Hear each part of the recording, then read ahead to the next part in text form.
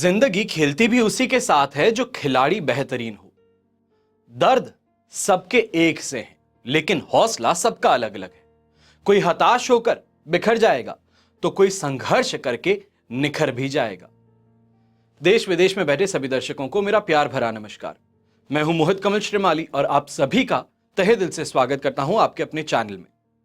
आज का विषय बड़ा ही दिलचस्प है, क्योंकि नवरात्रि कहते ही सबसे पहले शारदीय और चैत्र नवरात्रि ही याद आती है, पर दो गुप्त नवरात्रि का जिक्र नहीं किया जाता। वर्ष में कुल मिलाकर के 4 नवरात्रि है, चैत्र, अश्विन, आषाढ़ और माघ। 10 फरवरी को माघी गुप्त नवरात्रि आरंभ हो रही है और इसमें साधक देवी मां की 10 महाविद्याओं की गुप्त रूप से साधना कर उनका आशीर्वाद प्राप्त करते हैं। माघ की ये कहें कि माघ माह की नवरात्रि शक्ति उपासना के लिए बहुत श्रेष्ठ है। गुप्त नवरात्रि के दौरान इन 10 महाविद्याओं की पूजा की जाती है और 10 महाविद्याएं देवी इस प्रकार से है जो मैं आपको बताने जा रहा हूं। काली, तारा, छिन्नमस्ता, षोडशी, भुवनेश्वरी, त्रिपुर भैरवी, धुमावती, बगलामुखी, मातंगी, कमला। ये मान्यता है कि देवी मां के इन 10 महाविद्याओं की पूजा करने से मनुष्य को विशेष सिद्धियां प्राप्त होती हैं और जीवन के दुख का शमन होता है। अब इस बार गुप्त नवरात्रि पर रवि योग और सर्वार्थ सिद्धि योग ये दोनों आपको प्राप्त होने वाले हैं, जिससे कि माता दुर्गा की पूजा उपासना करने वालों को कई गुना ज्यादा अधिक फल की प्राप्ति हो सकती है। सबसे पहले गुप्त नवरात्रि में माता दुर्गा की गुप्त रूप से पूजा की जानी चाहिए और इसमें विशेष इच्छा पूर्ति और सिद्धि प्राप्त करने के लिए पूजा करने के साथ ही अनुष्ठान किया जाता है। इस नवरात्रि में तंत्र, मंत्र और सिद्धि प्राप्त करने का भी विशेष महत्व बताया जाता है।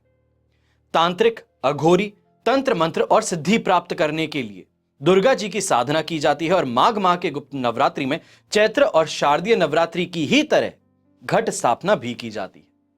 सुबह और शाम की पूजा में दुर्गा मां को आप बताशे और लौंग का भोग जरूर लगाएंगे। और श्रृंगार की सामग्री में यह जरूर ध्यान दीजिएगा कि श्रृंगार की सामग्री जो होती है, महिलाएं जो खास तौर पे हैं, जो चाहती हैं कि उनका सुहाग अमर रहे, तो उनको श्रृंगार की सामग्री जरूर माता जी को भेंट करनी चाहिए, अर्पित करनी चाहिए। सुबह और शाम के समय दुर्गा सप्तशती का पाठ जो भी साधक इस समय में नवरात्रि मनाएंगे, या ये कहें कि कोई भी सिद्धि प्राप्त करने के लिए आप यहां पे साधना करेंगे, तो आपको ये पाठ करना अवश्य है। अब यहां पे मैं आपको मुहूर्त बता रहा हूं। माघ नवरात्रि 10 फरवरी 2024 से शुरू हो रही है। इसका समापन जो है वो 18 फरवरी 2024 को होगा। अब इस नवरात्रि माघ माह के शुक्ल पक्ष की प्रतिपदा तिथि से आरंभ होगी। तंत्र साधना के लिए यह स्वर्णिम अवसर भी बताया जाने वाला है और यहां पे माघ माह के शुक्ल पक्ष की प्रतिपदा तिथि 10 फरवरी को सुबह किस समय पर शुरू होगी? 4:28 पर और 11 फरवरी 2024 को सुबह के समय, या ये कहा जाए दोपहर का समय हो जाएगा, 12:47 पर समाप्त होगी। माघ गुप्त नवरात्रि में घट स्थापना करने के लिए जो शुभ मुहूर्त है वो 10 तारीख को है। 10 तारीख की सुबह को 8:45 से लेकर के 10:10 तक की कुल अवधि 1 घंटे और 25 मिनट की आपको मिलेगी। इसमें आप कलश स्थापना कर सकते हैं, जिसको घट स्थापना भी कहा जाता है। तो वहीं और एक मुहूर्त है, अभिजीत मुहूर्त जिसे कहा जाता है, 12:13 से लेकर 12:58 तक। अभिजीत मुहूर्त भी अति शुभ माना जाता है और इस मुहूर्त की अवधि 44 मिनट आपको मिलेगी। अब यहां पर सबसे ज्यादा जरूरी आपको बात बताने जा रहा हूं कि सावधानी क्या रखनी है। गुप्त नवरात्रि की पूजा के दौरान कई बातों का ध्यान रखना बहुत ज्यादा जरूरी होता है। सबसे पहले तो गुप्त नवरात्रि की सुबह और शाम में नियमित रूप से माता दुर्गा की पूजा करनी चाहिए और इस बात का विशेष ध्यान भी रखें कि पूजा बिना किसी को बताए आपको करनी होती है। यानी कि अपने घर के अंदर ही कोई ऐसी जगह हो जहां पे आप बैठ करके साधना कर सकें, पूजा कर सकें, जहां पे कोई भी और आकर के ना आपको परेशान करे, ना आपको कुछ कहे, तो वहां पर बैठ करके आपको ये पूजा करनी होती है।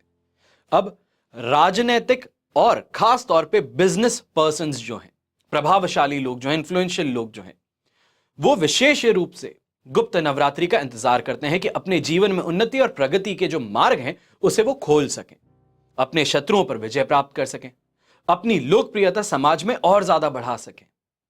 तो ऐसे में जरूरी नहीं है कि सिर्फ राजनीतिक और प्रभावशाली लोग ही इस अवसर का कोई फायदा उठाएं, आप भी उठा सकते हैं। ऐसे में एक छोटा सा उपाय आप अपने आप को और अपने घर को सुरक्षित करने के लिए जरूर कीजिएगा, क्योंकि गुप्त नवरात्रि में तंत्र विद्याएं जो हैं वो भी अधिक प्रभावशाली होती हैं। तांत्रिक सबसे ज्यादा इस समय का उपयोग करते हैं। तो आपको क्या करना है ताकि आपका घर, आपका परिवार, आप स्वयं अपने आप को सुरक्षित कर सकें? शाम के समय में बिना चूके 10 तारीख से लेकर 18 तारीख तक अपने घर की जो दहलीज होती है वहां पर आपको एक दीपक प्रज्वलित करना ही होगा। मैं यहां पे कोई भी तांत्रिक प्रयोग हो या तांत्रिक साधना हो आपको नहीं बता रहा हूं, क्योंकि प्रकाशकों की होड़ में कई गुप्त विद्याएं जो हैं वो वैसे ही हर इंसान के हाथ में पहुंच चुकी हैं, चाहे वो किताब के द्वारा कही जाए, कई लोग पॉडकास्ट के द्वारा भिजवा रहे हैं, कई लोग यूट्यूब पे बता रहे हैं, इंस्टाग्राम पे बता रहे हैं कि अगर आप चाहते हैं कि दूसरे से बदला लेना चाहते हैं, दूसरे का कुछ बुरा करना चाहते हैं तो आप ये कर लीजिए। ऐसा मैं किसी को भी नहीं बता सकता। मैं आपको कैसे बचना है यह जरूर बता सकता हूं कि समाज की सुरक्षा का जो दायित्व है किसी ना किसी को उठाना ही होगा, चाहे वो मैं उठाऊं या आप, कोई भी उठाए। अपने आप को और अपने परिवार को सुरक्षित रखना सबसे ज्यादा जरूरी है। आशा करता हूं कि आप अपने और अपने परिवार की सुरक्षा के लिए तो इस समय का सदुपयोग करेंगे ही, पर वहीं पे अपनी मनोकामनाएं जो हैं, सात्विक मनोकामनाएं जो हैं, उनकी पूर्ति के लिए आप इस समय का सदुपयोग करके माता को प्रसन्न करने के लिए हर प्रयास जरूर करेंगे। हमेशा की तरह प्रार्थना यही करूंगा मेरे प्रिय दोस्त कि आपका और हमारा परिवार सदैव सुखी रहे, संपन्न रहे और सुरक्षित रहे। घर में बड़े बुजुर्गों का साथ और आशीर्वाद हमेशा हमारे साथ में ऐसे ही बना रहे। जय श्री राम एवं जय हिंद।